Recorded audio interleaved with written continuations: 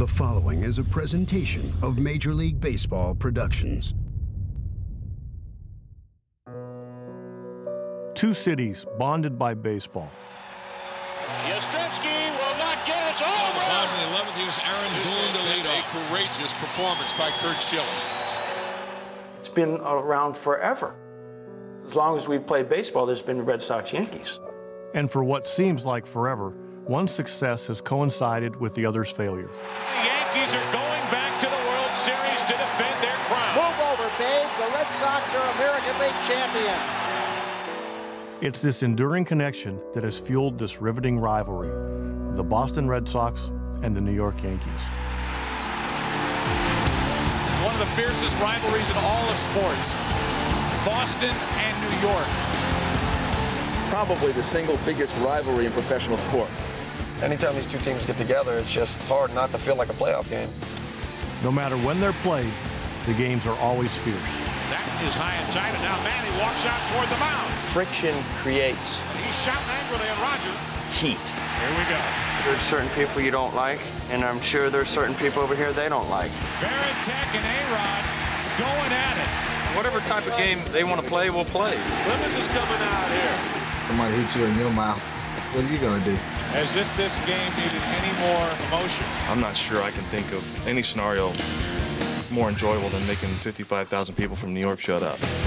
It's a soap opera. It never stops. And the Yankees are going to the World Series. Every Yankee fan, He's into deep right field. kiss my ass. They don't like each other. They never have. They may never. Major League Baseball Productions presents the Boston Red Sox versus the New York Yankees, the ultimate rivalry.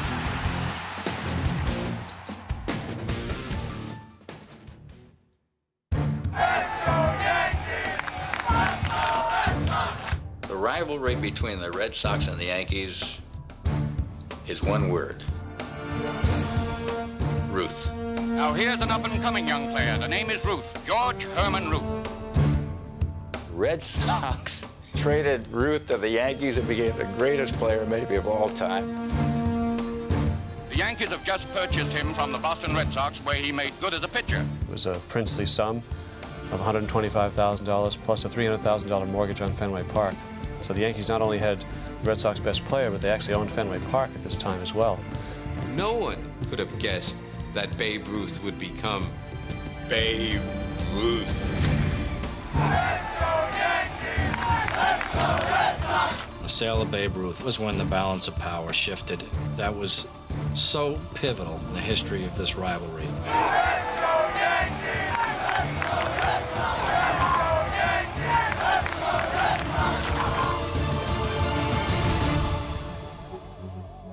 The Yankees-Red Sox rivalry. It all began with one man and a six-figure handshake, a man they called Babe. The Yankees have just purchased him from the Boston Red Sox, and he's slugging his way to baseball immortality. Ruth brought such power to the Pinstripes, he went on to out-homer the entire Boston team in 10 of the next 12 seasons. Babe Ruth made the Yankees. Had Babe Ruth done all that in Boston, history would be a little different. Since the Red Sox made this deal, and it started a downward spiral of luck and talent and personality and everything else for the Red Sox in relation to the Yankees. To make matters worse, Ruth and 10 other former Red Sox brought the Yankees their first World Series title in 1923.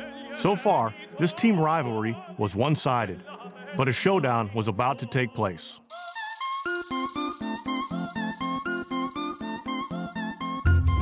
They throw in when I'm swinging, and I'll be swinging. Joe DiMaggio and Ted Williams were a splendid duo and jolted the rivalry to life in the 40s. I never saw a better right-handed hitter and never saw a better player.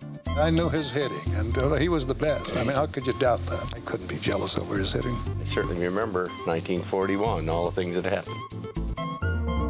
What we remember most are Ted Williams hitting .406 and DiMaggio hitting in 56 straight games, and they sort of interweave in a sense.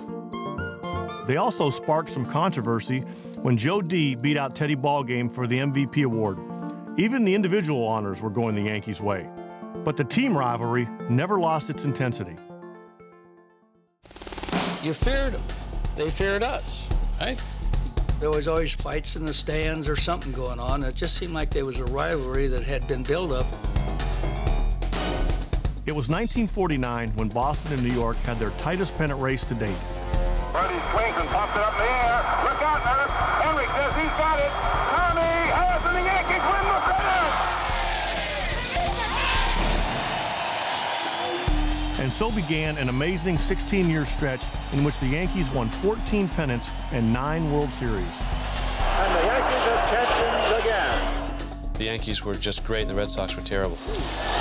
You didn't have a great deal of rivalry back then. The Yankees just came in and beat the Sox brains out every year. And he's in there. The ball game's over. The rivalry kind of went in a little bit of a dormant period, simply because the Red Sox, not only were they not very good, they weren't very interesting.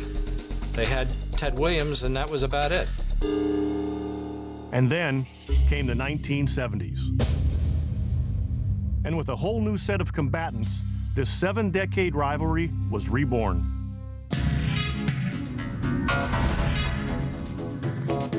Things have gotten out of hand here at Yankee Stadium. Back in the 70s, players didn't like each other. Fisk and Munson didn't get along. Like you had with Ted and DiMaggio then, you had the two catchers. You had Thurman Munson and Carlton Fisk, which was a perfect embodiment for the rivalry. I hate to use the word, but there was some hatred. There's a lot of adjectives being thrown around, hatred. Here comes the runner. They really did hate each other. Lou Piniella and Carlton Fisk. Fisk gets tumbled, comes up, sticks Piniella with the ball, and all hell breaks loose. I didn't realize that the rivalry was as heated as it was until I got over there, but it seemed like every year we had a fight with the Red Sox. 76? In 76, the rivalry really heated up. Friction creates heat. Look out! Yeah, that was a fight. Now I'm going looking for Nettles. Second fight. Bill Lee got his shoulder broken. Nettles hits me, drives me into the ground on my arm. Nettles grabbed him by the arm and jerked him around and hurt his arm. Class 2 AC separation, acromioclavicular separation. He's never the same pitcher again. I am done. And Bill Lee is really hurt. You know, there's some guys that you didn't mind mixing it up with on that team, and he was one of them.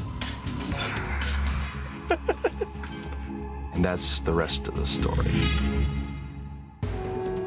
2 years later in Boston, a new story was written, and it was a classic.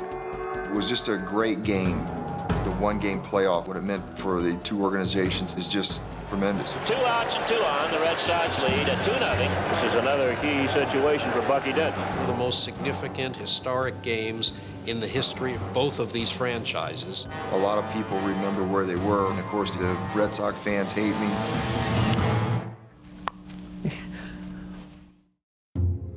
But long before Bucky Dent swung his bat, 1978 was a season of intrigue. At the beginning of the year, we had a lot of injuries. There was not really one time that we actually had everybody that we were supposed to have at their positions. The Yankees were hurting a little bit in the first half. And there's a line shot, left field. This ball is gone, a home run. We had a terrific first half of the season. Everything we did went right. We just beat teams up. The game is over, and the Red Sox win it. Really, the biggest problem with the Yankees is the Boston Red Sox. The Red Sox were so good and so powerful. When you got to the middle of July, it was almost boring to be that far ahead of the Yankees. But boredom turned to fear for Red Sox fans when New York unleashed the Boston Massacre. Line drive. Watch Willie Randolph, line drive. Munson, line drive. Before you know it, there's 6-7 runs in the first inning, the first game. We didn't do anything right. I mean, the Yankees came in knowing that they had to win. The Yankees sweep 4 here in Boston. And they really kicked our butts pretty good. The 4-game sweep at Fenway brought New York even with the Red Sox. And on the season's final day, the baseball gods made sure it stayed that way. The Yankees have lost 9-2, a final score, and the Red Sox are 3 outs away from sending the season into an extra day. Pops it up. This could be it. Brohammer in foul territory. We go to tomorrow. We go to tomorrow. was just as though the stars were all aligned in the right pattern, that this is the way this season is destined to end. 2 outs and 2 on. The Red Sox lead at 2-0 in the 7th inning here at Fenway. Deep to left. The ball just slow motion, just kind of. Yastrzemski will not get it. It's a home run. A 3-run home run for Bucky Dent. And the umpire's doing this, and all of a sudden, what I'm looking at is 3-2. The Yankees now lead it by a score of 3-2. It wasn't the home run that I remember so much. It was the last inning with Gossage up with Yastrzemski at the plate. Oh, there are 2 outs. This ball game going right down to the wire. This is perfect. I said it's storybook because here's the guy that's been here all this time. Here's the guy that's going to get the hit for us, and we're going to go on and win this game. Popped up. That might be it. Neto's over at third base. He'll squeeze it and it's over. And look at those Yankees. They have beaten the Red Sox again, and the Yankees win the 1978 American League Eastern Pennant. 78 is really the year that sets the tone for what we have today in the Red Sox woe is me mentality among the fans, the curse of the Bambino, the idea that no lead is safe. Little roller up along first, behind the bag, it gets through Buckner. It's one of those where you just sit there and shake your head and go, well, what happened? Frustrated by failure to overcome the Yankees' dominance, Boggs brought his 5 batting titles to New York, where in '96 he rode off into the sunset. And the New York Yankees are world champions. And Boggs is on a horse. Imagine being a Red Sox fan, watching Boggs celebrate in pinstripes. And then it got even worse. Having the opportunity to go out on the field at Yankee Stadium, I cannot wait for that moment to come. 5-time Cy Young Award winner, former best Boston Red Sox player. The longtime face of the Red Sox was now a Yankee. Talk about a punch in the gut. The Rocket landed in New York in '99, and as destiny would have it, both teams met in the postseason for the very first time. Pedro versus Clemens, Red Sox-Yankees crowd. I'm willing to put this curse to hell, to bed, say bye-bye. Roger Clemens does not have very good stuff here this afternoon. And Boston takes a 4-0 lead. He's getting a standing boo from this crowd. That's misplaced emotion because they didn't win the series. They lost the series 4-1. The Yankees are the hated rivals of the Boston Red Sox, and now Red Sox fans have to watch this going on here at Fenway Park. 2 weeks later, and again in 2000, Red Sox Nation was forced to watch the celebration continue. World champions, most successful franchise. For the 3rd time in a row, 4th time in 5 years, and 26th time in franchise history, they are the world champions. Finally know what it feels like to be a Yankee. It's been equated to the rivalry between the hammer and the nail. We've been playing these guys for 80 years. They cannot beat us.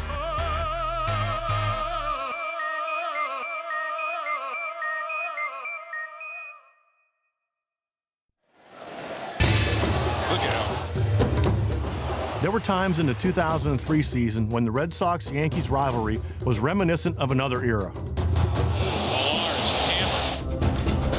And no wonder it intensified. Boston had finished second to the Yankees 5 consecutive years.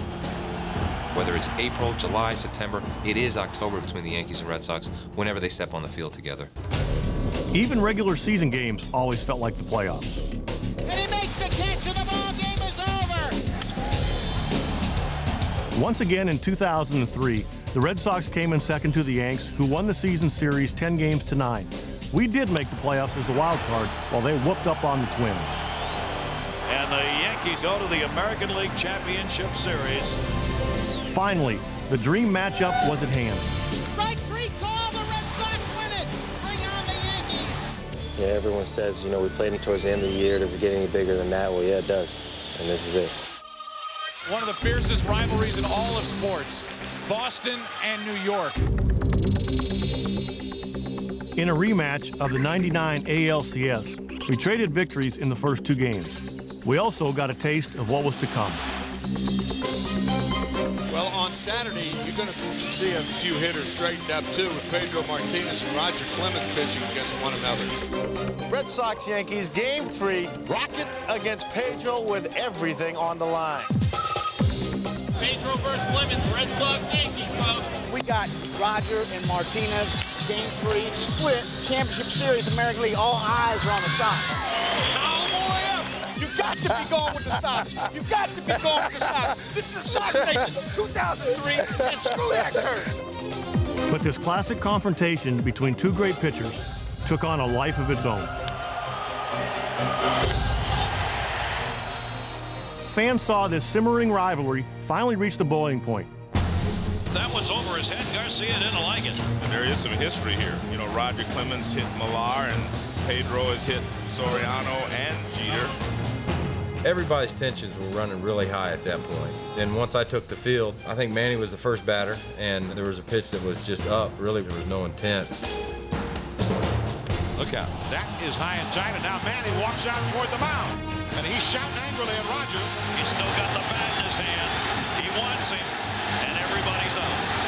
You talk about looking for a reason. Absolutely. It surprised everybody. I was out in the right field press section. All of a sudden, my vision turns this way because I can see someone charging over to it, and I wouldn't have believed it was Don Zimmer. Oh my gosh, Don Zimmer went after Pedro, and Pedro threw him down. Wow, is this ugly.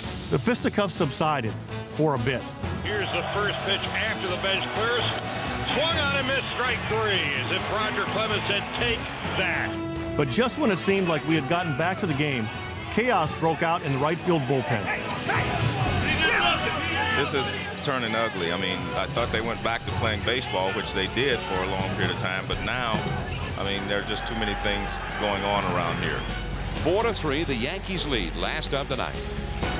The Yankees one strike away from going ahead in the series.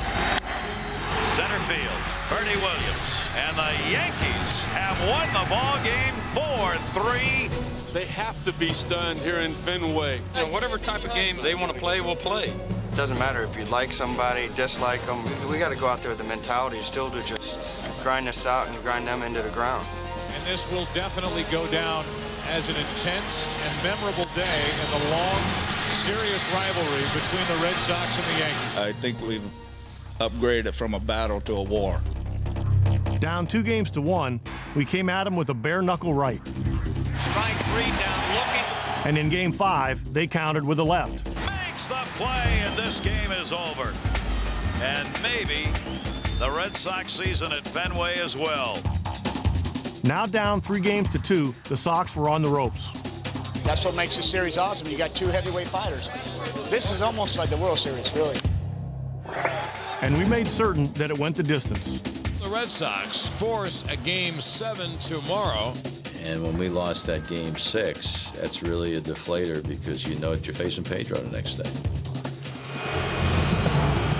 This rematch of hard-throwing right-handers marked the 26th time these two teams met in 2003. And at this point, they led 13-12. So far, Pedro Martinez has been outstanding. Early on, we took the upper hand in a game where the stakes couldn't be any higher. There it goes, a home run for Kevin Millar. And now the Red Sox with a 4-0 lead. But Mike Mussina was brilliant as a first-time reliever, and 2 Giambi home runs made it close, at least until Big Papi once again stuck a pin in their balloon. A lot of the air was taken out after the Ortiz home run because they had got to within 4-2, and all of a sudden, bam, it's 5-2. Red Sox fans had every reason to believe that this was finally the year they would reverse the curse. The Red Sox 5 defensive outs away from heading to the World Series. But in a rivalry as intense as this one, 5 outs can seem like an eternity. We had a feeling in the dugout we could stay close to Pedro. We would, come back and beat him. Pedro's pitch count just kept climbing. Nixon back. It's over his head. Jeter will dig for second. And with each batter, they grew more confident. Jeter rounds third. He'll score, and the Red Sox have a 5-3 lead. Back-to-back hits bring the Yankees to within 2. Grady Little comes out.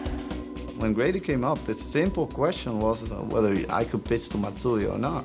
And I said yes. With 115 pitches on the night, Grady Little is going to stick with his starter. When he's your best pitcher and he tells you, Skipper, I've got enough left in my tank, you're not going to take him out. Tying run at the plate for New York, it's Hideki Matsui. Ripped into the right field corner fair. Bernie Williams will dig. It's a ground rule double. It's second and third. Lozano swings, a blue, shadow center, falling, base hit. Here comes Matsui. It's tied up. It's 5-5. And the Yankees have come all the way back in one of the greatest comebacks you'll ever see. It was only fitting that two teams who had battled for a century would be forced to go extra innings. 3 shutout innings from Mariano Rivera sets up the bottom of the 11th in Game 7. Perfect. Absolutely perfect. This is what made the rivalry great, but only one team could win. My husband went to bed. He just couldn't bear it. He wouldn't even watch it. We go to the bottom of the 11th. Here's Aaron Boone to lead off. That inning, you know, he came to the dugout and I met him at the top step, patted him on the back and I said, listen. You're my sleeper pick. You know, you're the X factor of this series. There's a fly ball deep to left. It's on its way. There it goes. And the Yankees are going to the World Series. Aaron Boone has hit a home run. For the fans in New England, more heartbreak. I don't know if I've had a more exciting game than that Game 7 against the Red Sox at Yankee Stadium. Watching that home run, I remember just turning the television set off, complete silence, 5 outs away. It was right there for us. Maybe there is a curse. It is weird to me that certain things happen that don't seem logical. Yeah, you have to believe we're getting some help from somewhere. We were that close to doing it, and that was the frustrating thing, is that we were that close to being that team taking this city and this tradition to the next level. I believe in ghosts, and we got some ghosts in this stadium.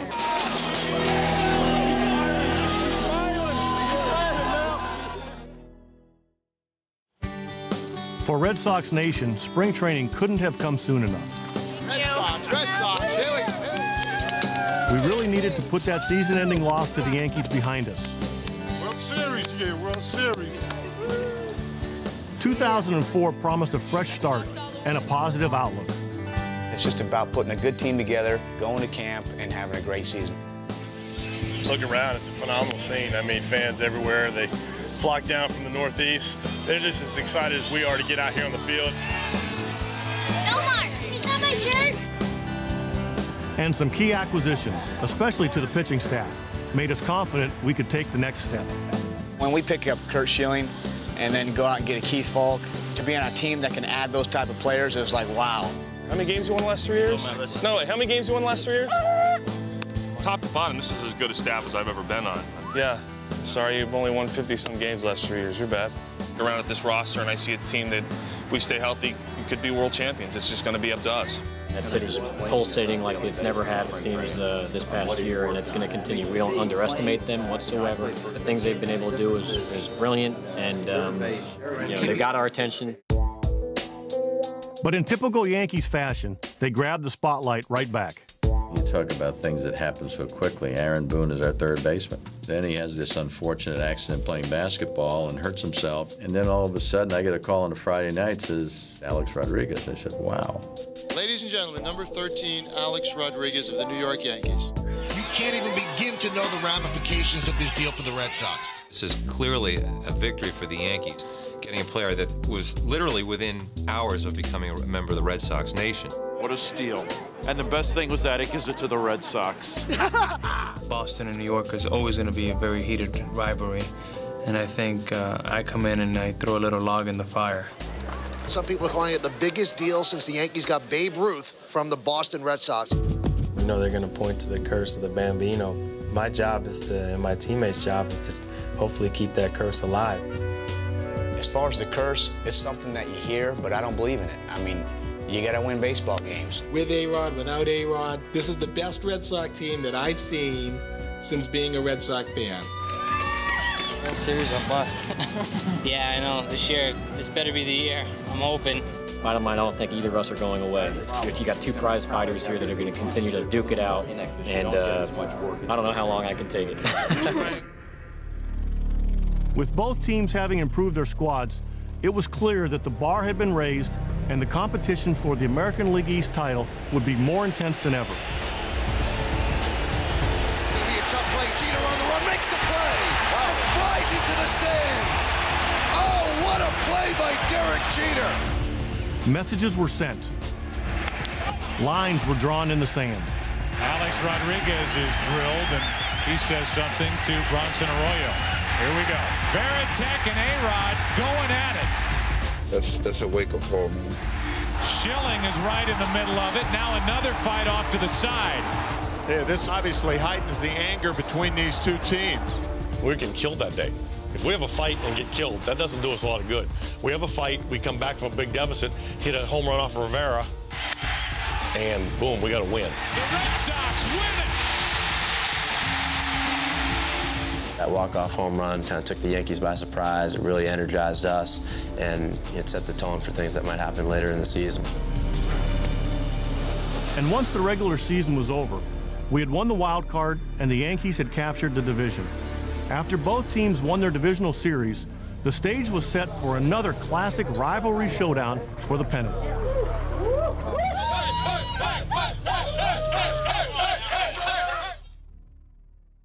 The two teams in the American League are facing each other in this series are the two best teams, period.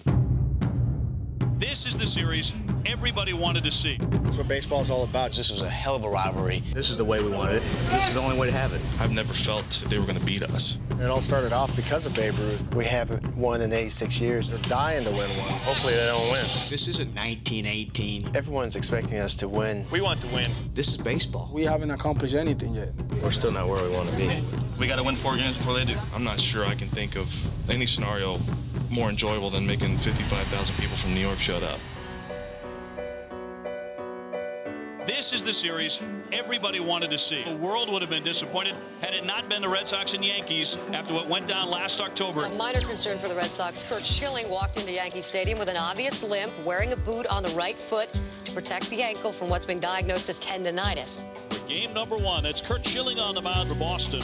That's the man they went after and got, their big-ticket man, to start a game just like this. I went out to the bullpen and had probably the worst bullpen in my career.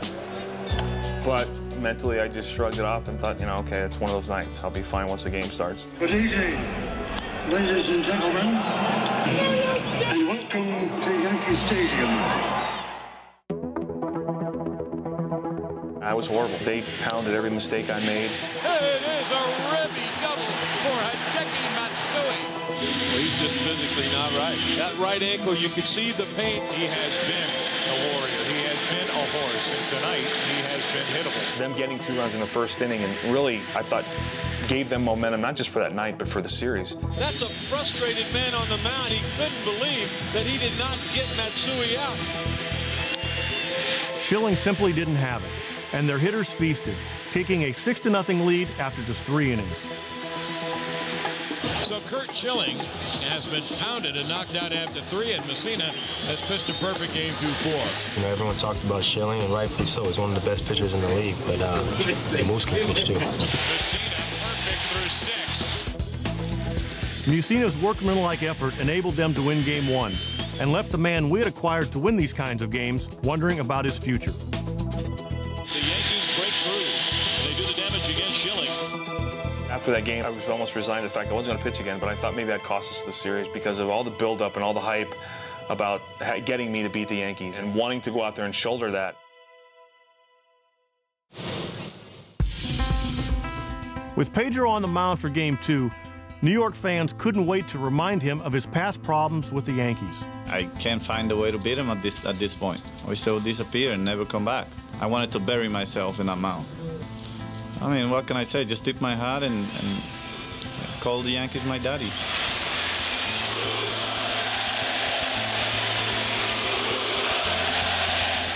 But Pedro stood tall and refused to be rattled. Got him on the inside corner. He blew it right by the bat of Sheffield. The breaking ball, strike 3. Beautiful pitch. Tonight he was Pedro. I mean, You know, all the things about how, you know, we manhandle them or beat them. I mean, tonight he didn't give an inch. Pedro Martinez has responded with a terrific effort tonight.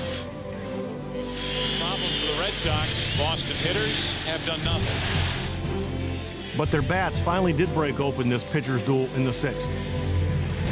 Rake to right. Backing up. This is gone. John Olerud. And it is 3-0 Yankees. Ball game over. Yankees win. But you left us in that game. That's all we can ask. Discouraging losing with your 2 aces in the first 2 games. Well, we're built on a team. We're not built on just 2 people. And this series will head to Boston with the Yankees up 2 games to none. It's huge. I mean, obviously you can't be any better than we are right now, but we forget about these 2 games and come back on Friday in Boston. You classify Game 3 as a must-win? It definitely is, because the Yankees really don't lose 4 in a row. So yeah, every game is a must-win for us now. But back in Boston, that must-win became a certain loss, one that defied belief. And the rout is on in Game 3 big time. This is just an old-fashioned spanking. It has been the Boston Massacre. A rout of epic proportions. A relentless attack by Joe Torre's New York Yankees. 17-6 Yankees. It is gone. Their only hope will be to make history, and the Yankees win 19-8. It was disappointing for everybody, but we're not done. And I fully expect we'll come out tomorrow and play our ass off. Now the Red Sox are going to have to come up with a rally that would go down as the best in history. After Game 3, I don't care who you are as a Sox fan, there was no coming back from that. There was just no coming back from it. I don't care how good your faith is. My faith has never wavered in this team, and I thought we were done. Nobody has ever come back from 0-3 to win a best-of-7 series, so I would say that the Red Sox aren't in very good shape right now. How do you come back from this? Being embarrassed on your home diamond by your most hated rival. We didn't have a meeting. We didn't, you know, go rah-rah. But to a man in our clubhouse, we all said, this is not how we want to go out. We're down 0-3. We're 1 game away from going home. And the first thing on the guys' mouths are, don't let us win the night, because if we win the night, it's over. I mean, we're down 0-3. But you know what? You cannot count the Sox out. Because if there's a group of idiots that can do it, it's us. They literally had nothing to lose. They wanted to win a game to prove that the 19-8 game was an aberration and that they were a better team than that. All I'm saying, Man. What's embarrassing? You guys are better than this. That had never been done. A team had never come back from that deficit in postseason. We knew going in that it was going to be a tough series. It's not over yet, because they're certainly capable of winning ball games. But let me tell you, don't let us win today. And I think Terry said it great when he said, win tonight, worry about tomorrow. Don't let us win this game tonight. Then they get Petey, and then they get Shield Game 6. And Game 7, anything happens. When they were down 3-0 in the Yankee series, had a funny feeling, because it would have been the perfect comeback. We'll be all right. We just don't make it easy on ourselves. And it got even harder when they took a 4-3 lead and sent the best closer in baseball to the mound. Mariano Rivera trying to finish off a sweep here in the ninth. It is 4-3 as Millar settles in. 9th inning. I lead off with a walk. He walked it. There's life for the Red Sox. Get my slow little running butt out of there. Here comes fast little Dave Roberts. Dave Roberts is going to come in for Boston. I had to push the envelope and be aggressive. And as nervous as I was, I want to make something happen. I think that was our only chance to win. First pitch, Dave Roberts is gone. Roberts is going. Posada's throw. Roberts safe. And the minute he slid into second base safe, it changed everything. That single moment changed history for Boston Red Sox fans. In my opinion, that was the #1 biggest play. When he stole second base, if he doesn't steal that, we're going home. Instead, we had a man in scoring position and were only 1 hit away from tying the game. And that's when the cutter didn't cut. Roberts will come to the plate. The throw by Williams. The Red Sox tie it in the bottom of the ninth. And even though Mariano got Ortiz to pop up to end the inning, we had put a dent in Rivera's armor, and we're still alive. And this one is going to extra innings. Game 4 not done yet. No Yankee sweep to report. Unfortunately for the Yankees, anytime a game lasts more than 5 hours, you're bound to face Big Papi one too many times. Swing and a drive, and this ball is gone! The Red Sox live to play again. Obviously, we battled, and you know, it's tough winning extra inning games on the road, and especially in this kind of ballpark. This is a team that never give up. And we 3-1 right now. We never know what can happen.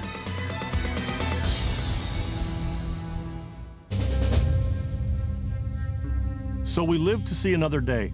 And in Game 5, we sent Martinez to the mound. But with the bases loaded in the 6th, Derek Jeter appeared to give the Yankees the edge. Line drive is going to be fair down the right field line.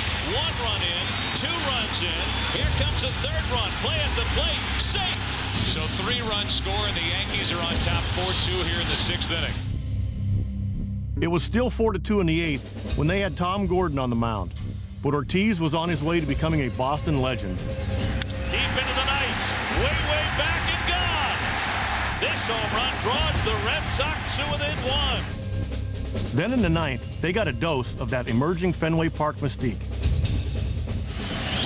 Fly ball hooked to the corner down to the pesky ball for a ground rule double, and that could have taken a run off the board for the Yankees.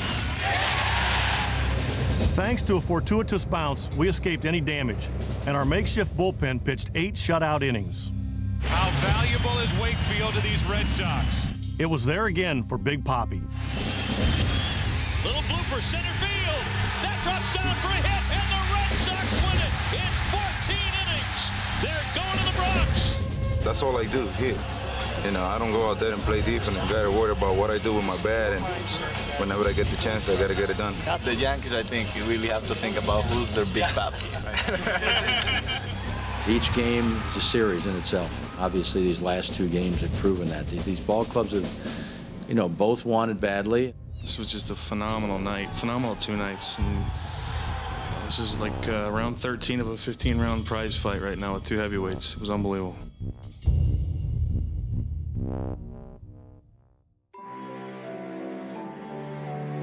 So it was back to the Bronx, where we hoped to become the first team ever to overcome a 3-0 deficit. But the Yankees had been here before, and they remained both cool and confident. What they didn't know was that Schilling, thanks to an ingeniously reconstructed ankle, would somehow be able to take the mound one more time. I just wanted the ability to stay out on the field and compete, and I got that. I knew he'd go out there. I just wanted him to be able to pitch effectively, not hobble around, throw 3 innings. She struck him out swinging. Schilling's performance tonight will long live in New England baseball lore. I was scared to death. I didn't want to fail again. Knowing that our season was hanging on every pitch, every out, I looked at it as a chance to redeem myself and keep my team alive. And offensively, we answered the bell. Bellhorn, a 3-run homer, and the Red Sox trying to come up with impossible dream 2, have a 4-0 lead in the 4th. Schilling's medical miracle forced a Game 7. Tremendous pitching performance by Schilling, Arroyo, and Keith Polk, who does it again. We've been saying since we were down 3-0 that, you know what, pressure's on them. Let's go out and make history. You want to make history? No doubt about it. We have a chance to shock the United States of America. What about the world? The world. All right, the world. There you go. When the Yankees were up 3-0, no one could have dreamed there would be a Game 7 at Yankee Stadium. But that's what makes this the greatest rivalry in all of sports. It's deja vu all over again. Here we go, Game 7, New York. It was like all the fury was built, you know, when we were down 3-0, and it slowly came out. And by the time we got to Game 7, it all just poured out and scored a lot of runs early. There's a swing and a drive. This one cranked to right, and it is gone. A home run for David Ortiz. A 2-run shot. We took an early lead, and then Johnny Damon came up with a plan. I knew exactly what I needed to do. I knew they had to get that first strike over, and when I saw it, I hit it, and silenced the crowd. I drive to deep right. Grand slam. Johnny Damon. And Derek Lowe made sure that our date with history would remain intact. Derek Lowe has been sensational. The beauty of Game 7 for me is I pitched, because watching is so much more nerve-wracking, and especially what happened last year. We knew we had to score early and then keep on scoring. Johnny Damon, 6 RBIs tonight, and it's an 8-1 Red Sox lead.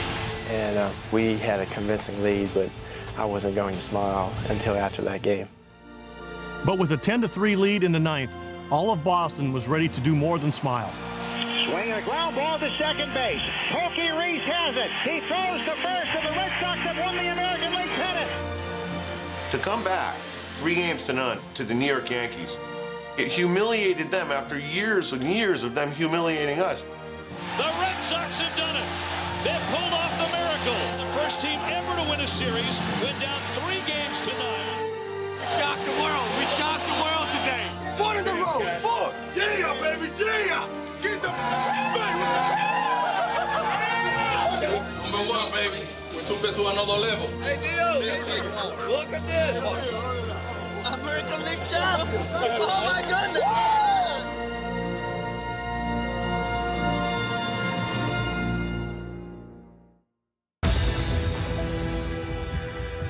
After decades of frustration, we had given Boston fans a memory to last a lifetime.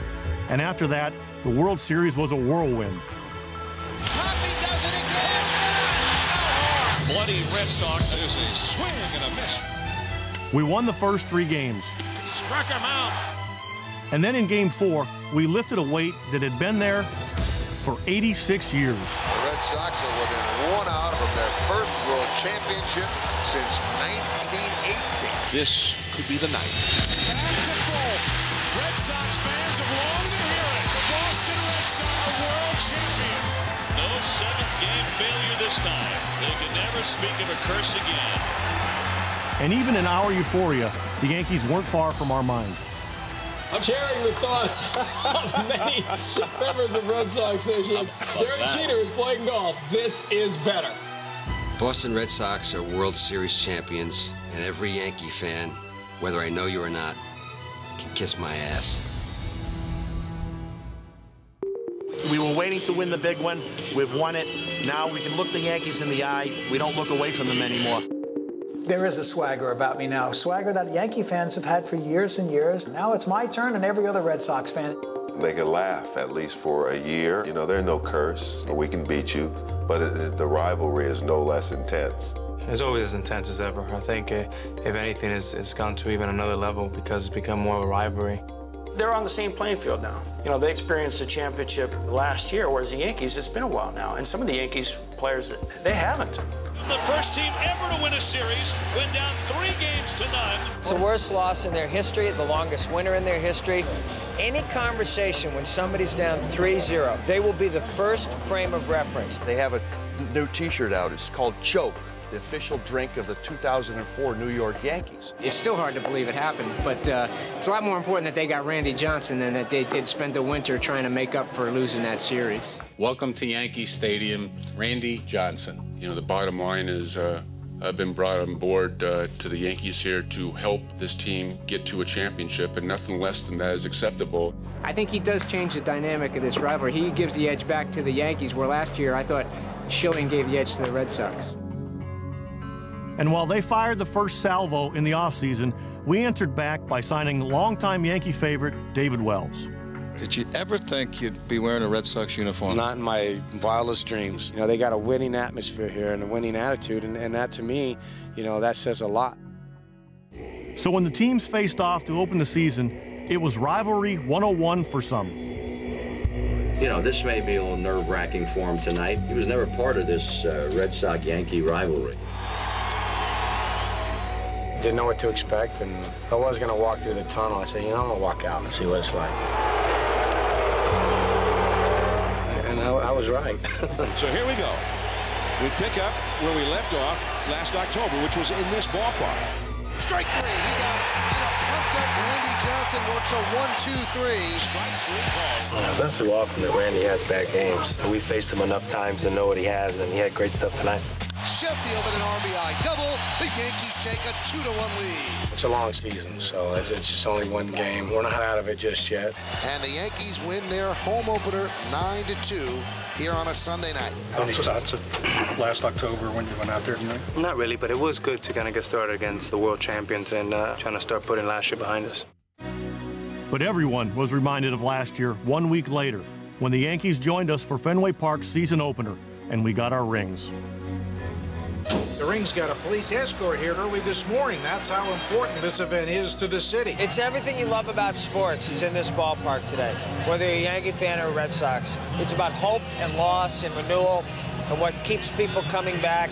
It's more than just a championship. It's history. Do you think you'll take a peek at the ceremony at all? Oh, I watched some of it, yeah. I think out of respect to those guys, they beat us fair and square, so we as a team got to take a little medicine, I guess. Welcome to opening day 2005 at Fenway Park, the home of the defending world champion Boston Red Sox. I think the respect for the fans and the franchise was never more evident than to look over and see the Yankees on the steps, standing up, applauding the Red Sox and applauding their fans, I think was one of the great moments I've ever seen in baseball. And then there was the greeting for Rivera, who had struggled recently against the Sox. The Red Sox tie it in the bottom of the ninth. Home run for Veritek. It ties the game. It could best be described as a Boston cheer. When the fans were cheering when they announced my name, and it was kind of neat. You know, I know it wasn't sarcastic. I take it the way they handle it to me. You know, I take it with the respect. I take it with class and tip my hat and laugh. For the time at least, everyone was smiling. But all that changed just days later.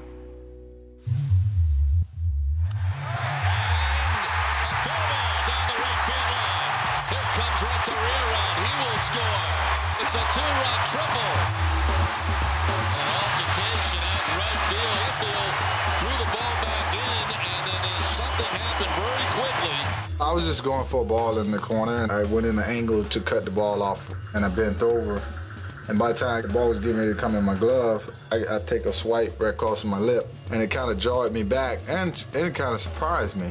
Oh my goodness, right there, yeah. Yeah, the guy with the B on his hat took a swipe, and then Sheffield goes right back at him. My first reaction was to swing, to get whatever that was off me. And I threw the ball in, and then I went back to see what happened. And Sheffield went right back to that fan, and then quickly the security broke things up.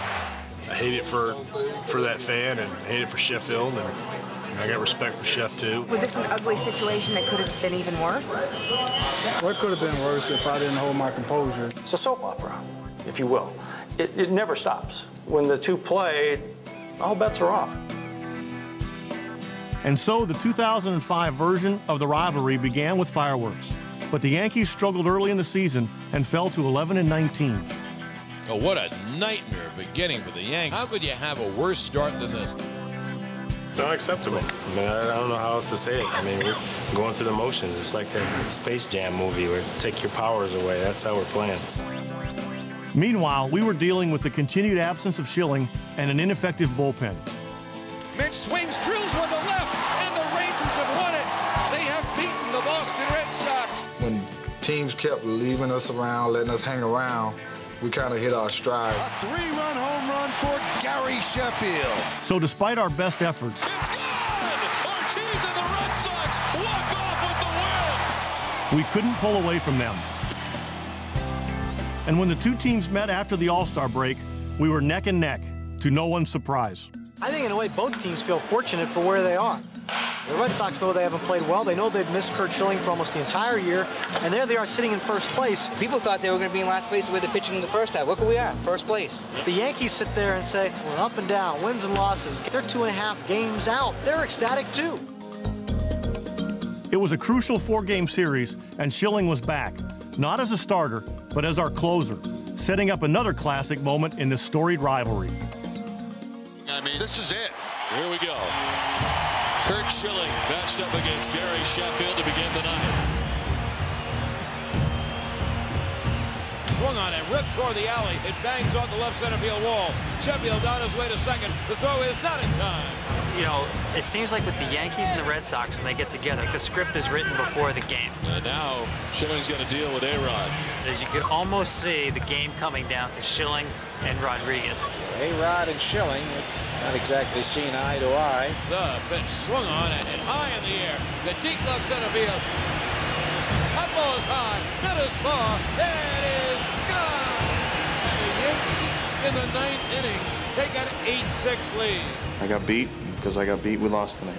And boy, how do you think Alex Rodriguez feels right now? They'd win 3 out of 4, closing the gap even more and opening the door for another furious finish.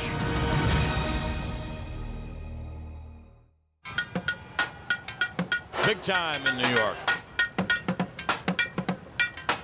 55,000 for every game, Yankees and Red Sox. Go Yankees! When that September series began, New York was in an unfamiliar position of underdog, trailing us by 4 with just 23 left to play. And every game vital, especially to the Yanks. I'm up early, try to get myself some breakfast in. Usually I go down to the diner, trying to get myself into that state of mind of visualizing myself pitching to certain hitters, certain different situations. It'll be Gordon against Varitek. Then when they come up, it's almost like I've already faced them. I've seen that situation before. Varitek's now the tying run. Facing the Red Sox, it's always been a battle. Swung on, double play ground ball to Cano. Flip to Jeter, 1, on to first, double play. And Gordon gets out of trouble. This is the time for a lot of players on our team to shine. They're on their feet. Rivera deals. He struck him out swinging. Ball game over. Yankees win. What an important start it is for Kurt Schilling today. They score a lot of runs, but not enough runs to support a bad pitching staff. They've needed somebody to step up. They've needed Schilling to step up. After a month as our closer, Schilling was back in the rotation and hoping for some quick runs. It always makes a difference when you have a lead early in the game, especially playing either one of these two teams. What a shot by Manny Ramirez. Because it's going to be next to impossible to shut either one of these teams out. That fastball at 94. Kurt Schilling is pitching a one-hitter. Schilling and the Red Sox Nation having it their way today in the Bronx. Hopefully we come out and win this game tomorrow, but the worst we're going to leave here is a series up on these guys. And this late in the season, that's a big deal. If the Yankees lose today, their chances of winning the division realistically are gone. It's a hugely important game. Can he match Schilling? His ex-teammate yesterday did what the Red Sox got him to do. He's been good, but they didn't buy him to be good. They bought him to be real good. Randy Dandy deal. He struck him out. Johnson is pumped up. 97. That game is the single most important game in the American League East this year. Got him. Because the Yankees were buried if they lose that game. Wow. What a game. They trail now by 3 with 20 games to go. This season also had a subplot when the top 2 MVP candidates emerged, David Ortiz and A-Rod. 11 times to date, a Yankee and a Red Sox player finished 1-2 in the MVP voting. The most recent was in 1986, when Roger Clemens beat out Don Mattingly. Before that, 1978, when Jim Rice captured the award over Ron Guidry. Who would win in 2005? It was anyone's guess. If you're just going to go on the best all-around player in baseball this year in the American League, it's hands down been Alex Rodriguez. And there goes the deep left center. It is gone! An A-bomb for A-Rod. If I were voting, this would be a no-brainer. David Ortiz is the best hitter in the league. He's the reason this Red Sox team is where they are. Look out. Fly ball. He does it again. They'll give it to A-Rod, because they'll bring up the whole DH thing. A-Rod's got defense. Ortiz has got team leadership and all those RBIs in key situations. It's going to be a very, very, very close vote. And here is Alex Rodriguez. I would hate to be pitching against A-Rod. A-Rod leads the American League with 17 game-winning RBIs. You see how big he is when he bats up? He's like one of those cartoon characters. Grounded through the left side for a base hit. Jeter scores. A 5-run ninth inning, and the Yankees come all the way back for a thrilling win in the Bronx. I would hate to be pitching against Poppy, too. Poppy come up with his bat. He's just ready to hit. Big Poppy hits it to deep right field. Big Poppy and the Red Sox walk off with the win. You couldn't ask for 2 more divergent cultures in all of baseball. Dude, are you gonna be talking over there? On the one hand, you have the Red Sox where anything goes, and they kind of thrive on that. And with the Yankees, it's totally corporate and very conservative. They seem to thrive on that also. They're clearly the 2 best teams in their division, if not the league. I think if things go as we think they're going to go, they'll probably have a rubber match in another ALCS this year. And the schedule maker had a delicious sense of irony, having them play the last 3 games of the season. Almost seems like a divine right.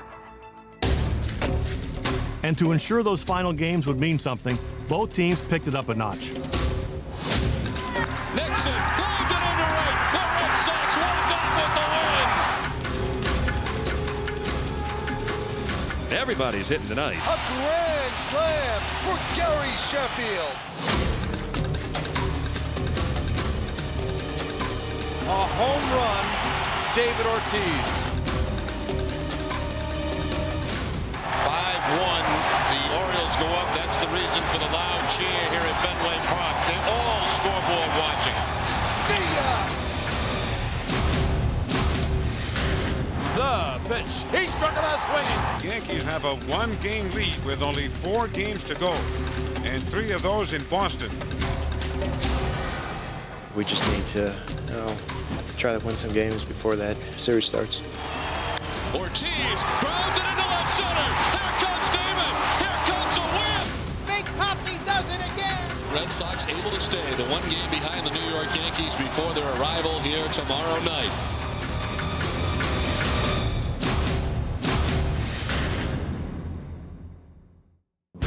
After 159 games, it all comes down to this weekend. Both Boston and New York had 3 games left in 2005 to determine their postseason fate. It was a scenario much like the one that took place in 1949. In 49, the Red Sox had a 1-game lead going into the final weekend and went to Yankee Stadium. And obviously they weren't able to win any of the games there, which is the reason why the Yankees won the pennant. Nick Raschi forces Bertie Tebbets to lift a high pop-up, which Tommy Henrik smothers for the final out, and the Yankees win the American League pennant as the fans and players go wild with joy. And so far, it's almost an exact mirror image because the Yankees are 1 game up coming to Fenway Park this time around. 3 games within a game of each other the last weekend of the season. There's a lot of parallels. The Red Sox and Yankees ready to clash. Let's go Yankees! Why are the Red Sox going to win? I think it's because we don't have no more curse. You know it. Whoever made the schedule now is looking like a genius. It's the master plan. God's way. Yankees, Red Sox. Everything changes in the next 24 hours. Game 1 of the 3-game series. The Red Sox, the Yankees, we're ready to go. Both MVP candidates played a role early in Game 1.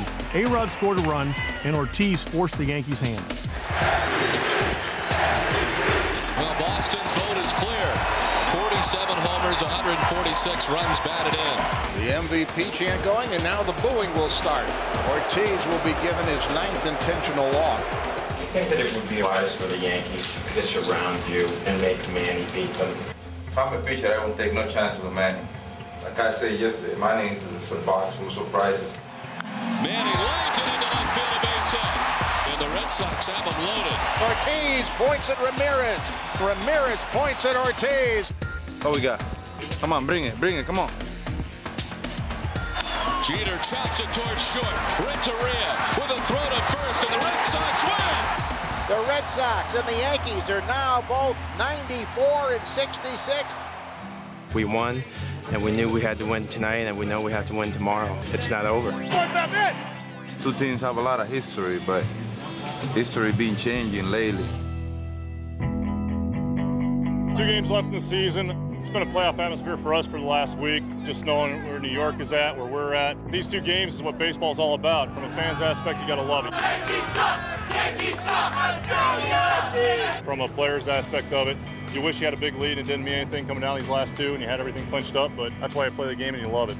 It's a beautiful day. It's a great matchup. We've got Randy Johnson against Tim Wakefield, with these two teams tied after 160 games.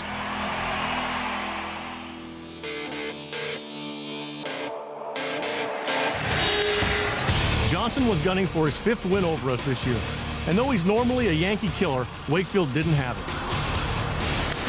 There's a shot into left field. A-Rod goes deep, all the way out onto Lansdowne Street. 3rd home run allowed by Wakefield. 7-2, the Yankees on top here in the 5th. 2 out, 9th inning, 8-4 Yankees. Two teams started the day tied, 94 and 66. Here's a 1-2. Damon chops it to Rivera, waits for it, throws a fastball, and the Yankees, for the 8th season in a row, have won the AL East.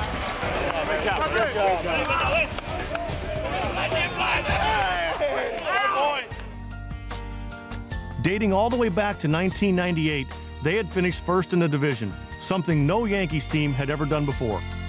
Well, this is one step to what we're looking forward to, the big picture. It's good to celebrate on this field, and now we got to get to the playoffs, and hopefully we can take it to the World Series. The Red Sox have their sights set on the wild card. If the Red Sox win tomorrow, they're in.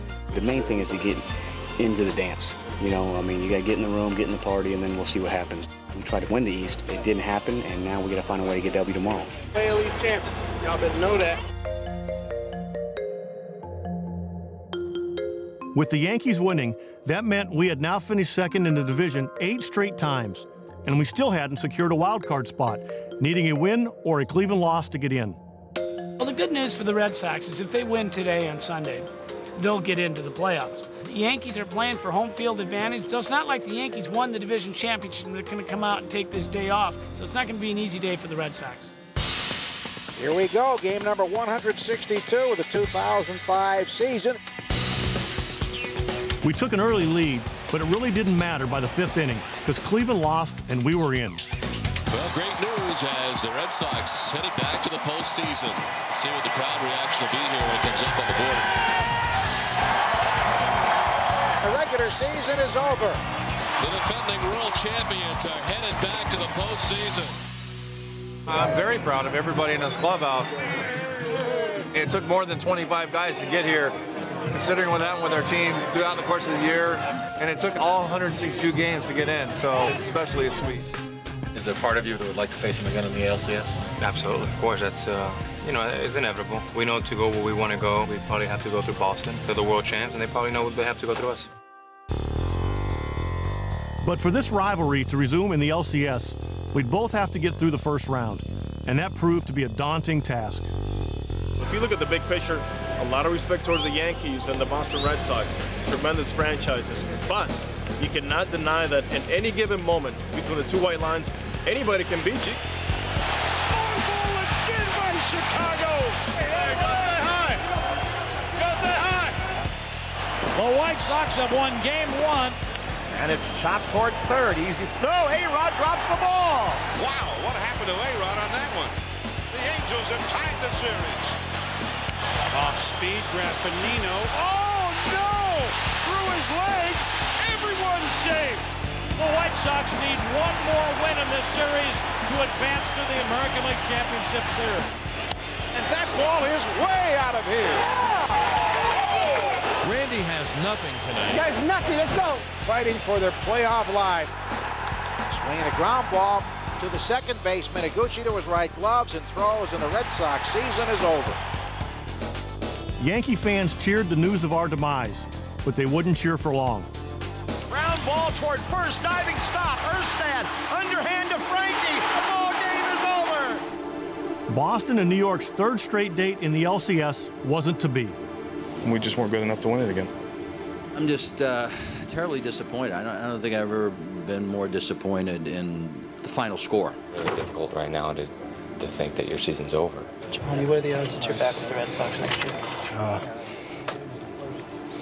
I hope I'm back. I fell in love with Boston. So hopefully I'll be here for a long time. Ladies and gentlemen, from the New York Yankees, Johnny Damon. I think the rivalry is always going to be great. It's about playing a game where you have fans passionate about both teams. Off-season one-upsmanship is nothing new to this rivalry. But while the uniforms may change and the past may fade away, the passion of those fans never dies. Players come and players go, but you know, the fans stay the same through their lifetimes, and then they pass it along to their kids, and then they pass it along to the grandchildren. And that's really the way it's been for 102 years with this rivalry. I think it's still a rivalry because fans really set the tone for the whole game. And I think the Yankees and the Red Sox feed off their home ballpark. And because it's so important to the fans, it becomes a little bit more important than any other game for the players. It's the fans that make it special. You know, it's New York, Boston. We're only 200 miles apart. I think the New York fans are as concerned about it as Red Sox fans are, because it seems like Red Sox fans have always been chasing the New York fans. You talk about the curse of the Babe. I mean, it goes all the way back to where Babe was traded to the Yankees. It hasn't settled since that time. It'll never be settled, no matter who wins, who loses, or whatever. It's always going to be the biggest rivalry, as far as I know, in baseball.